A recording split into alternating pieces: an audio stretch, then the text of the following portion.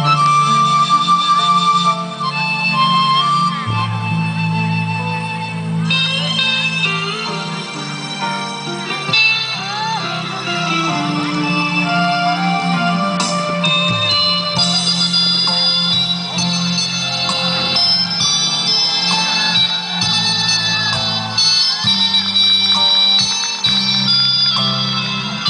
ลาเข้าแถวแล้วพวกน้องเบิ่งระยะทางของแถวพวกแถวนะ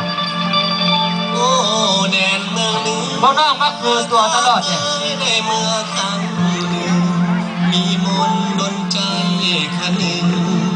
คิดถึงเจ้าอยู่กองผู้เครื่องกลางกองเครื่องกลางเอาลงเลยเอาลงตามเลย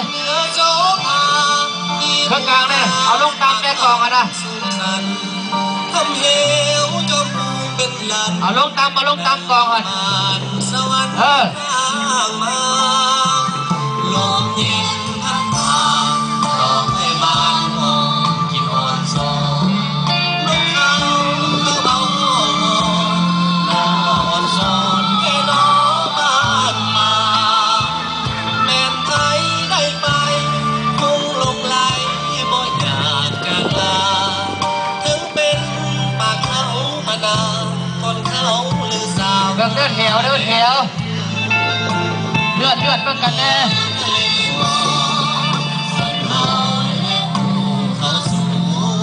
มีมนต์ดลใจสุดจูคนลงไหลไปพอเมื่อยามหน้าหนาวน้ำมองขาวเป็นคลื่นเป็นฟองเหมือนดังทะเลไหลลงเหลียวมองสุดสัวสายตา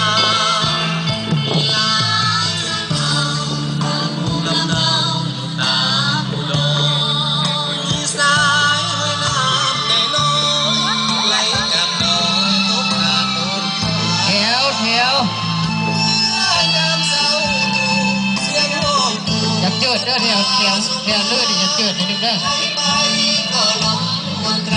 กมุเกือบงามแล้วพวกกะเกือบงามแล้ว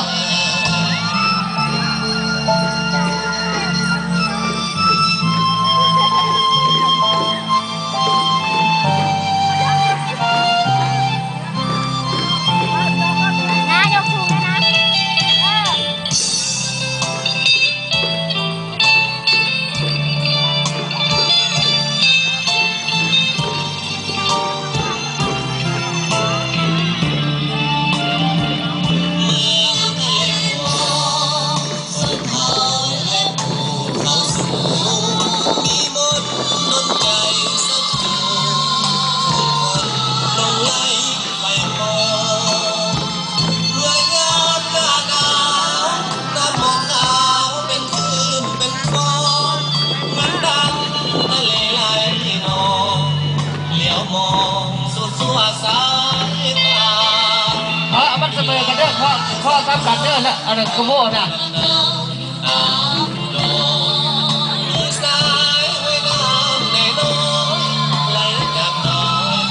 อันนี้จะเจิดโคตรเลยส่วนกลาง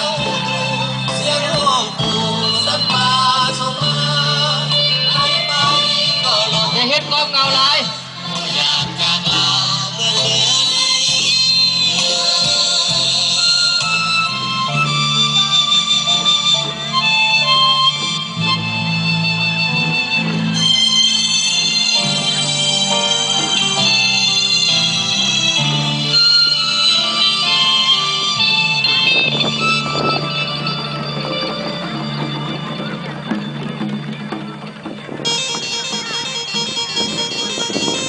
นำห้องเบิ่งระยะทางเลยเด้อ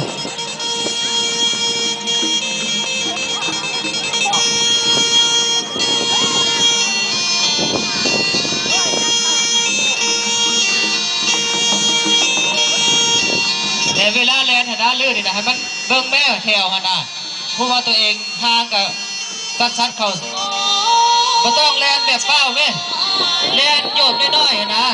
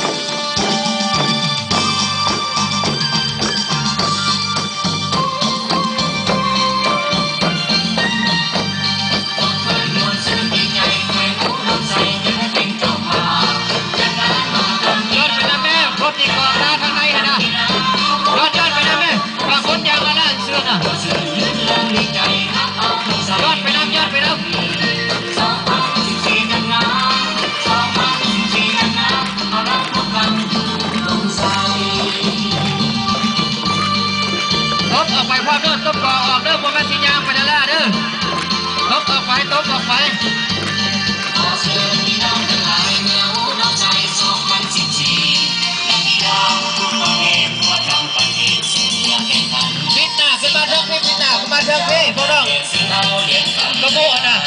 ให้ได้แชมเปี้ยนในงานให้ได้แชมเปี้ยนในงานเพื่อแข่งขันกันรวมใส่เก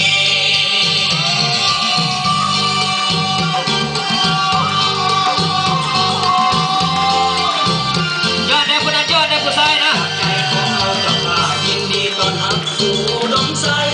ดินแดนนี้หลายต่อสู้คนคนใสจิตใจเพื่อ เด็กน้องโยนในแม่คนนี้นะโยนหลายแม่โยนหลายแม่โยนหลายลูก คนฟ้ายิ้มแย้มแจ่มใสคนฟ้ายิ้มแย้มแจ่มใสสาวอุดมใสยินดีต้อน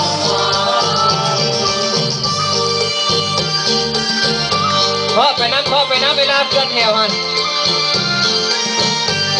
เชิญไปเยี่ยมยามบนแดงขอเชิญเราแดงเมื่อเที่ยวเมื่อชม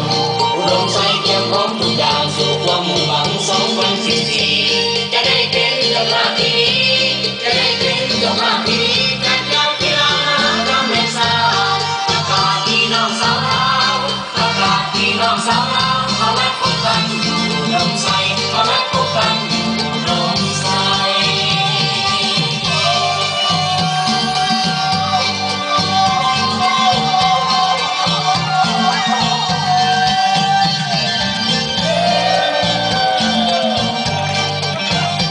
ดังดีๆดังดีเฮ้ยบ่ให้จงโจ้เด้อดังบางคนจะจงโจ้ขึ้นโจ้นะ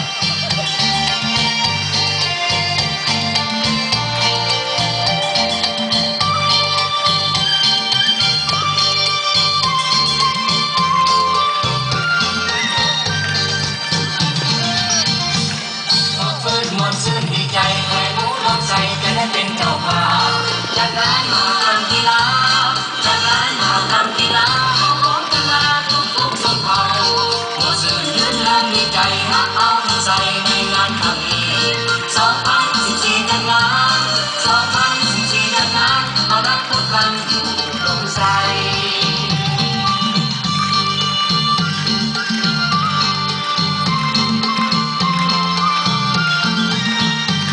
ขอเชิญพี่น้องทั้งหลายเมื่ออุดมใส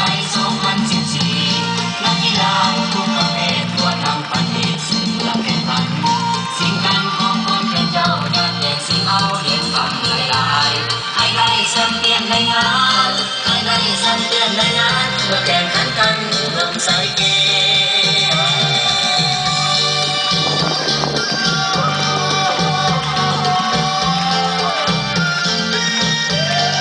บ่ให้ก้มพวกเราบ่ให้ก้ม